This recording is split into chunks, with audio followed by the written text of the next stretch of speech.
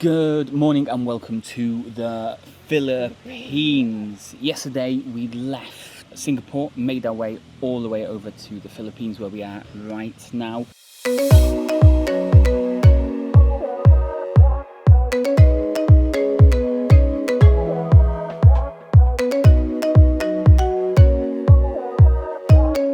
What are your thoughts from yesterday?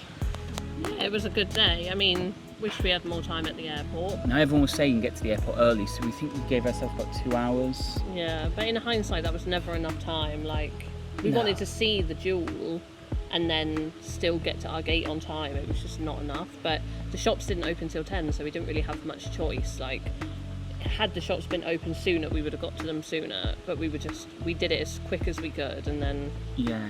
So obviously when we got to the jewel, and as you'll see from the videos, the fountain was obviously turned off. Yeah. It was obviously a bit frustrating. Obviously that was one of the main reasons you come to Singapore Airport, is to be able to see that indoor fountain, the world's largest indoor fountain or something, I think it is. Yeah. And typical, it was closed for maintenance, so we just didn't get to see that at all. And it was only for like 3 days, and one of our days happened to be it. But yeah, what could we do? The jewel, which is, it is part of the airport, but it's before you check in. Yeah, so you could go to it even if you're not flying anywhere. It's literally like across the road from Terminal 1, which luckily we were flying from Terminal 1, which made it a lot easier, because had we have not been, I think we would have been even more strapped for time. Yeah, it was difficult. And like you said, because we don't know the airport, we didn't know where security was. Like, it's very different in these airports. You go through security at your gate, not in one big area. So for all we knew, it was like London Heathrow and it's some mad rush, but actually you're just going through security at your gate, so we didn't have to rush, but we weren't to know. Yeah. The jewel itself, it's like just a big shopping centre. Yeah, I think there was even a cinema there as well. Yeah, there was cinema. So it was obviously an indoor jungle. The theme of it, shops, there was a 2-story Apple store in there. We obviously went to Shake Shack for some food before we got on the plane. Yeah, and it was just a big indoor shopping centre. I think one of the other things that we kind of missed is we didn't get to go to any other terminals as well, because there was supposed to be a load of other stuff at different terminals, and it's apparently really easy to get to all the terminals to be able to check it all out. I think, is there like a little tram or something? Yeah, a monorail, but yeah, we just didn't have enough time. So if you are planning to go and see the jewel fully and make the most of the airport, 3 hours, maybe a little bit longer than that. If you're gonna eat, I would say at least 3 hours, because we had 2, but by the time we ordered, and we only ordered Shake Shack, which was like fast. If you were going to sit somewhere and eat, you'd want at least 3-4 hours. You could easily spend 4 hours there. Yeah, by the time you go to all the different terminals and you go in the jewel and everything, it was really easy. You can drop your bag off, go through the initial security screening, which was literally just scan the boarding pass, and then you're in the main terminal, and then you can get to all the other terminals from in there as well, which was quite good. Dropping the bags off, we had to do that all via machine. They didn't really want us to go to the main desk, so that was okay. And then we went to passport control, check-in, whatever you want to call it. But we hadn't had our boarding pass stamped because we needed extra document checks, so we had to go back to a desk. And at this point, we're still not sure about the security situation, so then I started to panic. But actually, it was fine. It just was a quick stamp. Yeah, it was strange, because she was like, "Oh, it's not stamped. Go back to the desk." So we went to a desk, and they sent us to another desk, and then they just simply stamped looked at, like, I don't know. And then we went back through. But by the time we went, there was a nice big queue, so we had to queue for that. But then we were in the terminal itself, then on the outbound side. Yeah, it was big. Yeah, it was big. There was loads, like, there was the designer shops were inside, there was like WH Smith, more places to eat and drink, there was a couple of cafes. It was huge. They're really weird about liquid though, and again, this is another thing, because you go through security at your gate, you can't have any like you 100 ml was the most they said. You couldn't take a bottle of Coke through. You'd have to empty it, even if it was sealed. I don't even know if you bought it there, because I could see people buying perfume, but they sealed it in the bag and then they knew they'd bought it. But we literally had to empty our bottles. There is a drinking fountain in the gate, but still, if you had anything else, I don't know what you would do. Yeah, so 100 mils was the most you could take, because obviously when we got to Kuala Lumpur That's on pretty the way standard. here, So on the way here from Kuala Lumpur, we had to get rid of all our drinks. And I just bought like 3 new bottles of water at London Heathrow, ready to bring with me, but we literally had to bin them. So yeah, we boarded the plane with Scoot.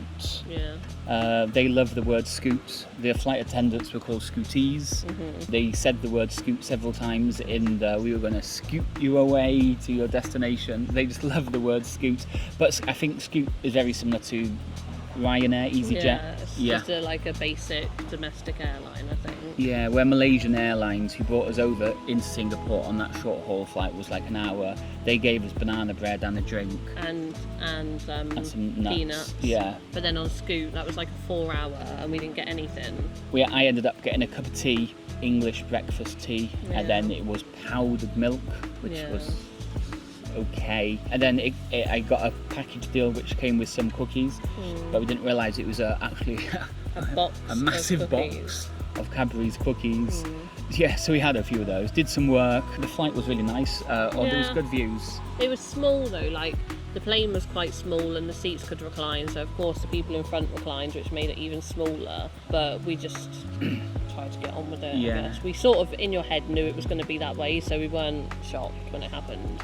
And then on the way to landing, we had to go through loads of cloud cover. Yeah. And it was quite bumpy on the way Although down. the clouds were lovely though, they were so red, and we'll insert a clip now, but it was so red and it was such a nice view. Yeah, it was really nice. Hit the tarmac quite hard. Yeah. And then we saw a bit of lightning literally as we were landing. Yeah, well, I saw lightning in the sky, but I didn't know if it was the light at the end of the wing that was flashing. But I was like 90% sure it was lightning in the sky. But when I saw the lightning when we landed, we saw it in the sky.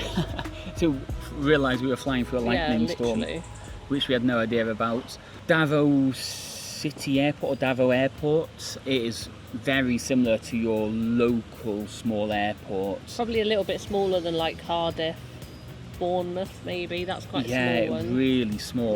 Immigration was very, very basic. Everything was, to be honest. You literally got off the plane, went down an escalator, you're at immigration, your bag is like 3 steps away and then you're out the door. Yeah, it was really smooth. The only thing we hadn't done, although we thought we'd done it, we'd got our Filipino ID, which we thought was what we needed to do, but there was also another form that we hadn't completed. And she said we need to do that going in and out, so we're probably going to have to do that even if we go to like, when we fly home, we're going to have to fill that out as well. One of the gutted things we were gutted about when we went to Singapore, when we landed, was we didn't get any stamp in the passport or nothing. They said, I asked the lady as we were leaving Singapore, there was a security lady, and I said, will they just stamp my passport? And she said no, like they don't use that anymore, you just put it through a machine and use your thumbprint, which is easier, but it was a shame. Yeah. But when we landed here, we got a stamp. Yeah. And then he wrote down as well when we have to leave in the stamp in the passport, so we have to be out of here by the 5th of Feb, although we leave on the 4th. Well, I know it is easier. It's a shame because when we went to Thailand, we had to send our passport off. A whole page in our book had this like really cool whole sticker, which was our visa, and it said that there was a date on there that we had to leave as well. And then, I don't know, it's just such a shame. Yeah. I know it saves loads of time, but that was like that passport. It just, I don't know. So then we were through. And then Erwin was there, ready to greet us. We met Erwin. Erwin's kind of the reason we're here in the Philippines. So Erwin's one of our workers over here. So he's kind of organised everything that we're doing. Yeah, we'll tell you more about what we're doing today and obviously tomorrow or the next one. I'm not sure. As you can see though, it's a little bit different to our past view. Just a little bit, yeah. So we're in Davao City for a week now, but we're not going to be doing stuff every day. Yeah. So you'll probably see one big video of Davao City and a review, and then all the little islands that we go to. Well, obviously we've got a lot of work to do as well. It's not all play.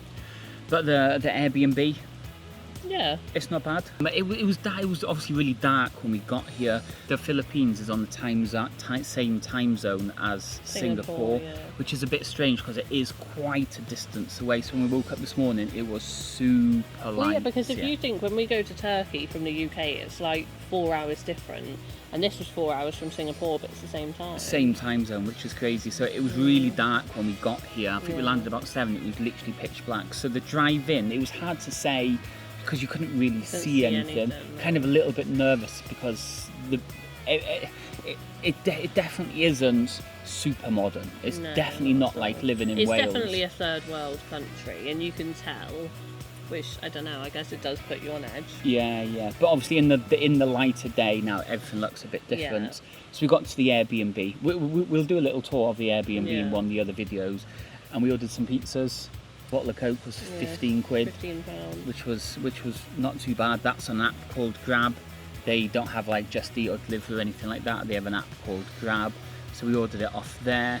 And then it was literally just fell asleep. Yeah, we were quite tired at this point. We've been napping in the day pretty much every day since we got to Singapore, so it was quite good to not nap yesterday and then like just fell straight asleep. We started watching one of our programs but fell asleep. So. Yeah, like we said, don't know really how it's going to unfold over the next couple of weeks now, simply because Erwin has basically organised our whole time here in the Philippines.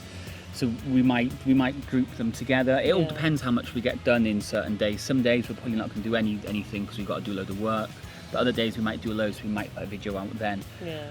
We love Singapore. We'd definitely go back. Yeah, there's even just to see like the dual water fountain and stuff. There's so many things that we didn't manage to do, and we were literally saying, how could we live out there? Yeah. We loved it that much. So yeah, there'll like no doubt about it, we'll be back in Singapore next year. I think it's going to take a few days to, I wouldn't say accustom ourselves. Yeah, we did say we probably should have done Philippines first and ended our trip on Singapore, not the other way around, because we were quite spoilt in Singapore. Even though we've been to Thailand and we knew what it was going to be like, it was still a little shock to the system. Yeah.